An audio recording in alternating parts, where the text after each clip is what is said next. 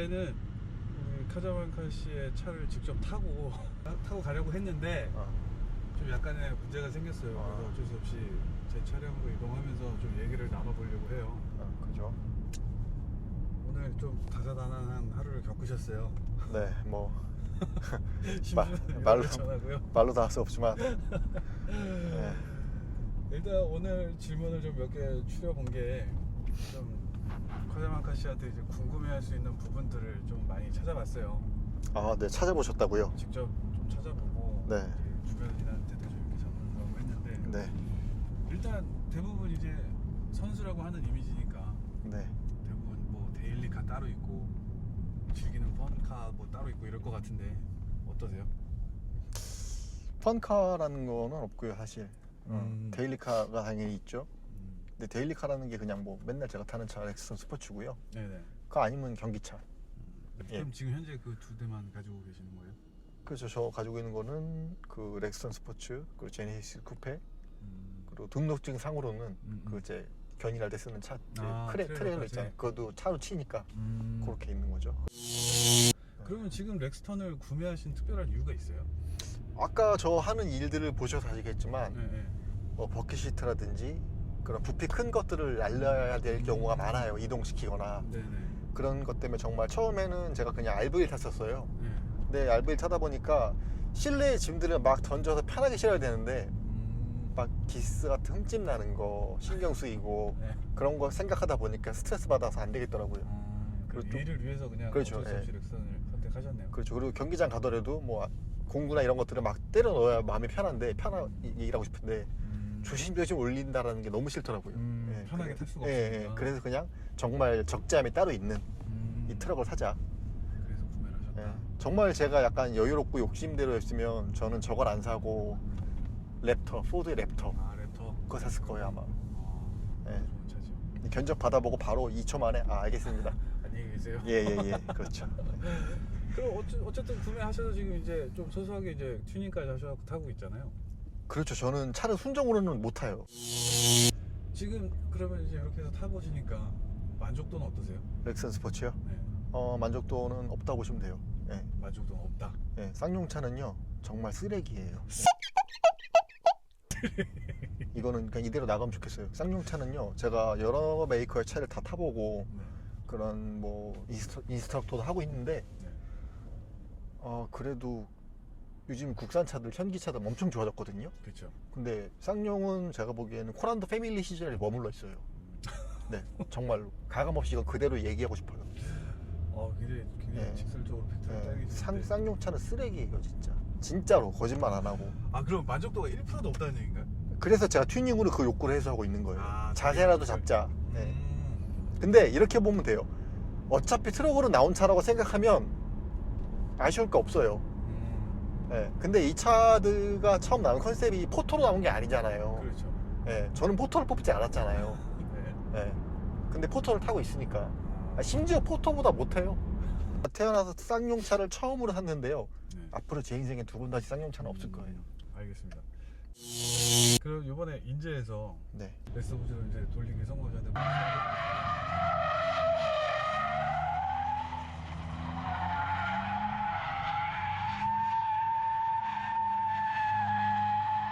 네네네.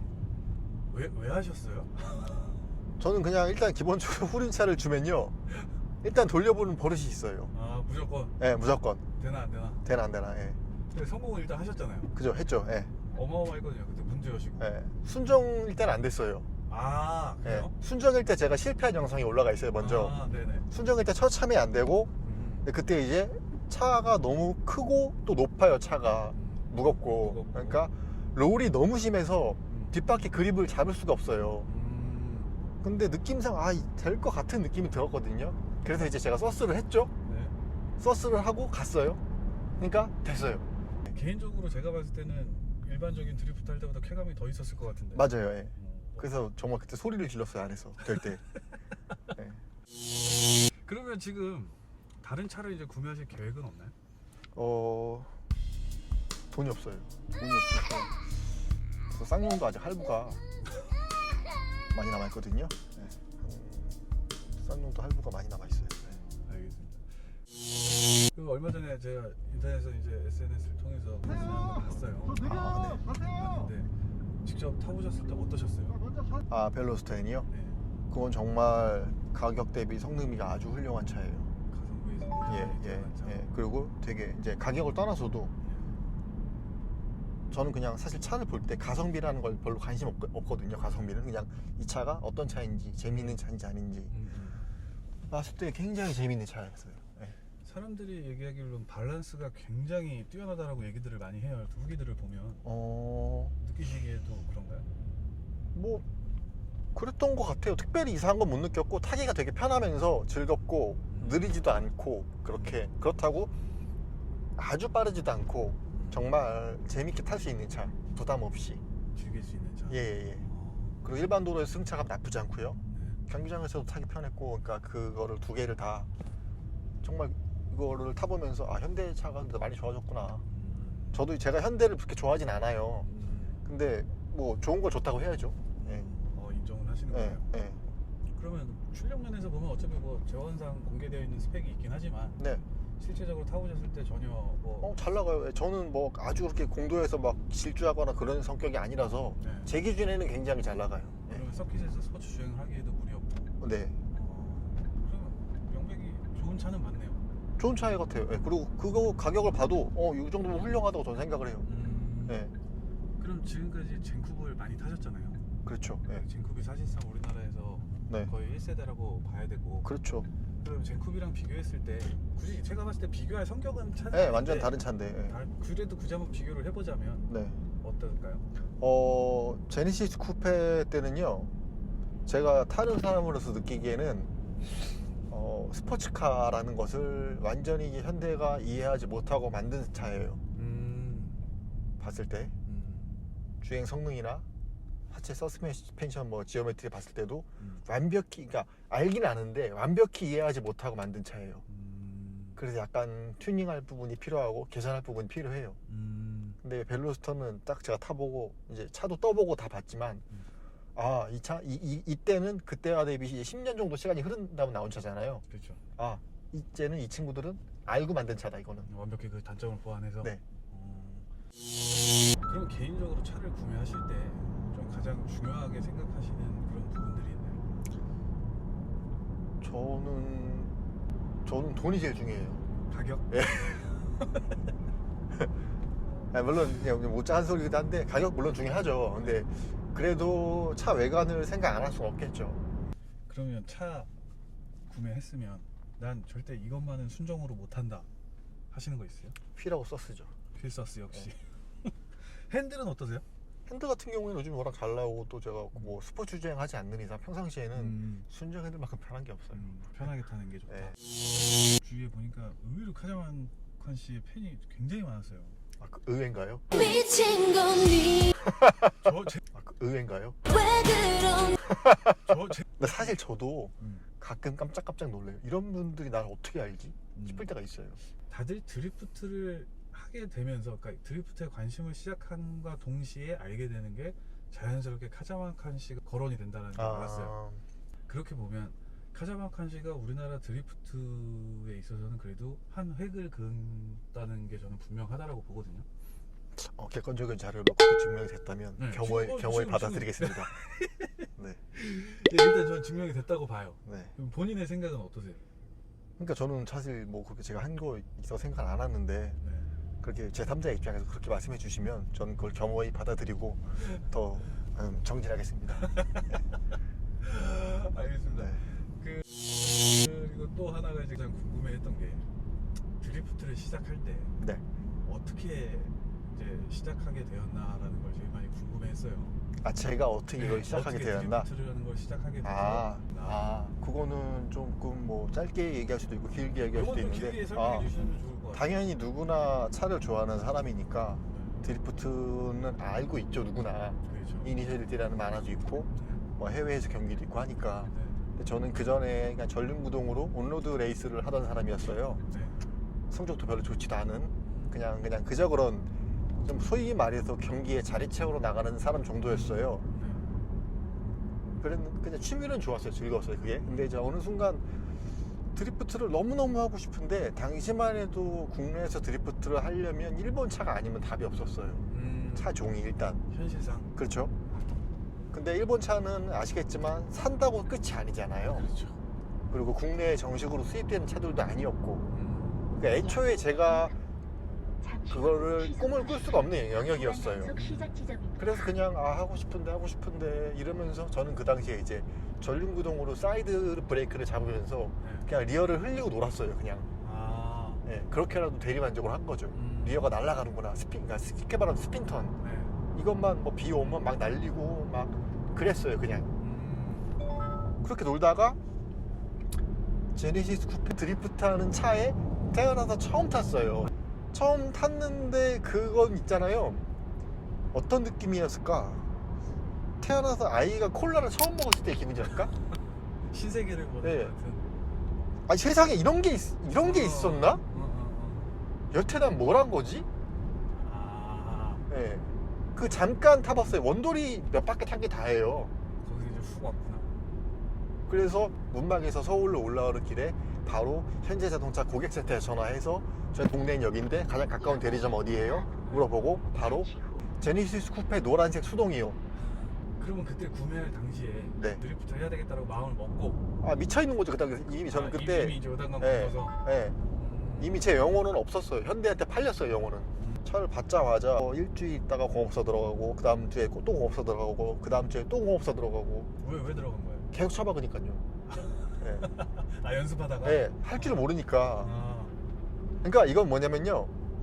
영어 사전도 없고 단어장도 없고 아무것도 모르는데 혼자 영어를 배우겠다고 한 거예요. 진짜 이렇게 하면 박네? 이렇게 봐야지. 이렇게도 박는구나.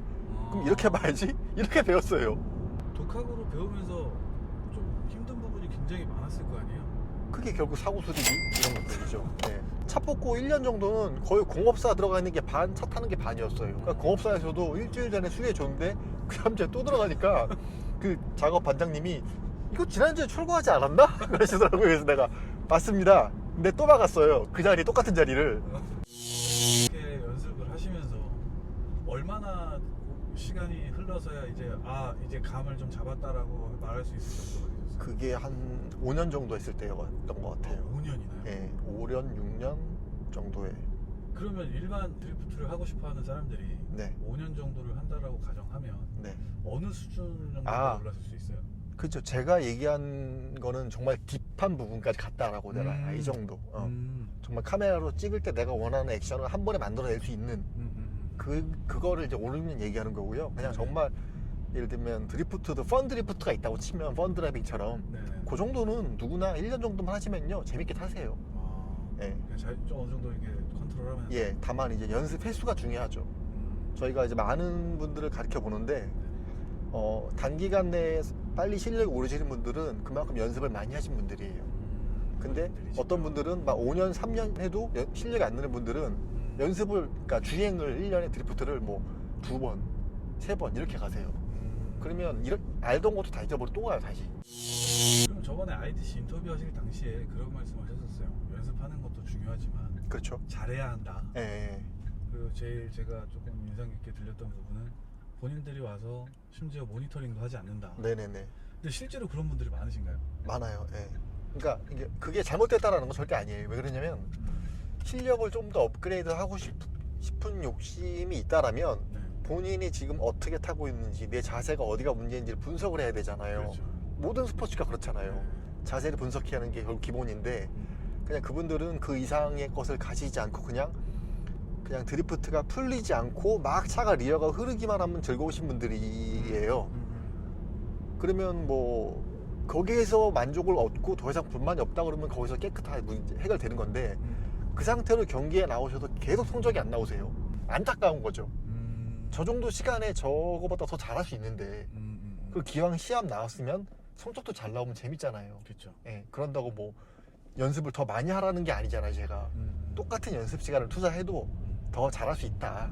예, 그 얘기요. 그런 얘기였어요. 예. 이런 식으로 연습하는 게 개인한테 좀 좋다라고 생각하시는 좀 추천해 주실 만한 연습 같은 게 있으신가요? 기본적으로 원돌이나 저희가 팔자턴을 연습을 많이 하는데 네. 제일 중요한 거는 절대 콘을 세팅을 해야 돼요. 기준점이 없이 허공에 대고 연습하는 건 도움이 안 돼요. 볼을 차더라도 골대를 향해 차야 되잖아요. 그렇죠, 예, 그렇죠. 그냥 허공에 대고 계속 볼만 차면 안 되잖아요. 우리가 무슨 공을 멀리 차는 힘을 키우는 게 아니니까 네. 정교함을 키워야 되잖아요. 그래서 콘이 무조건 있어야 되고요. 두 번째로는 인캠, 자신의 주행을 자기가 찍어서 봐야 돼요, 본인이. 인캠을 말씀하셨는데 네, 보통 뭐 외부에서 이렇게 찍어줄 사람이 있는 분들 같은 경우는 상관이 없겠지만 그렇죠. 그러실 수 없는 분들이 또 그러니까 있겠죠. 인캠이죠. 요즘에 액션 카메라 싼 것도 많잖아요. 네, 네. 인캠만 놓고 자기가 찍은 걸 봐도 아, 처음에 그것만으로도 처음에 보시면 많이 놀랄걸요. 아, 내가 운전을 손을 이렇게 잡는다고? 예. 아 그럼 외부 돌아가는 모습 예, 외부가 중요한 게 아니에요. 안에서 내가 안에서 어떻게 하고 모습이? 있는지. 예. 아. 자신이 운전할 때 손이나 발 이런 게 나오게 찍는 거예요. 그러니까 저도 스쿨생들한테 네. 처음에 기본만 제가 자세를 잡아드리고 그 다음부터는 이제부터는 혼자 연습 가시고 저한테 인캠만 보내주세요. 우리는 이제 그것만 보면 저는 다 답이 나오거든요. 아. 예, 거기 제가 코멘트를 달아드리죠. 예, 그래서 카자마칸의 맨 드리프트 스쿨의 혜택은 여러분한테 강습 받으시면 어느 정도 단계에 올라가시면 제가 더 이상 강습비를 받지 않아요. 왜냐면 제가 따라가지 않거든요. 여러분들은 인캠만 저한테 보내시고 제가 항상 거기다 코멘트를 넣고 다시 영상을 드려요. 네. 그러니까 제가 영상 분석에 대해서 굉장히 중요성을 많이 강조를 해요. 그래서 저는 항상 가르칠 때에도 제가 카메라 가져가서 찍어놓고 밖에서 핸드폰으로 찍어드리고 그 자리에서 막 영상 보고 얘기해드려요. 그러면 대부분 다 이래요. 아, 이래요, 다. 그 다음에 사람들이 제일 많이 궁금해했던 게 꼭 튜닝을 해야 되나요? 아, 절대 라고 그렇지 많이 않습니다. 물어봐요. 절대요. 절대 필요 없나요? 저 렉슨 스포츠로 했잖아요. 그거는 카자마칸 씨니까 할 수 있는 네, 거고. 물론 뭐 그렇긴 하지만 그렇게 보면은 안 되는 차는 없으면 기본적으로 후륜구동이면서 오토도 상관없고요. 뭐 LPG 차 아닌 이상 그렇게 출력이 없지만 않으면 다만 LSD라는 옵션이 들어가 있어야 돼요. 아, 필수적으로. 그렇죠. LSD가 없으면 안 돼요. 스위프트가 아예 안 되는 건가요? 아니면 어려운 건가요? 거의 제로의 확률이에요. 거의. 제로의 확률. 예. 그러니까 지금 요번에 제가 렉스턴으로 하기 힘들었던 것도 뭐 예를 들면 그건 뭐냐면 젓가락으로 노를 젓는 느낌이에요. 그렇게 해서 배를 몰았어요. LSD가 있다라는 건 엄청 큰 노가 있다라는 거예요. 예. 그러면 후륜구동에 LSD만 있으면 순정이어도 드리프트는 시작할 수 있는 걸로 네. 확인이 되었습니다. 네. 다만 이제 차종에 따라서 정말 배우기 힘든 차가 있을 수 있죠. 예를 들면 86 오토. 아, 865도. 그건 정말 힘도 없고 오토매틱이다 보니까 배우기가 힘들어요. 그건 타쿠미가 와도 안 되나요? 네. 아니, 되긴 돼요. 저희가 하면 돼요. 네. 근데 저희도 그 차로 손님을 가리키기가 너무 힘들어요. 참 좀 그런 거예요.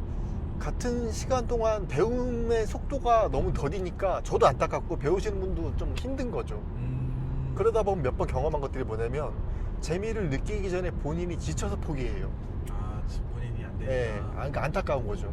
86 수동은 되게 좋아요. 예, 오토는 86 오토는 정말 힘이 너무 없어서 제가 86 오토를 깔려는 게 아니고 어쨌든 중요한 거는 힘이 그만큼 없는 차의 오토매틱들은 하기가 너무 힘들어요. 오늘 일단 차량 인터뷰는 여기서 마치도록 하고요. 이제 저희는 자리를 옮겨서 카자마칸 말고 인간 권용기. 그죠.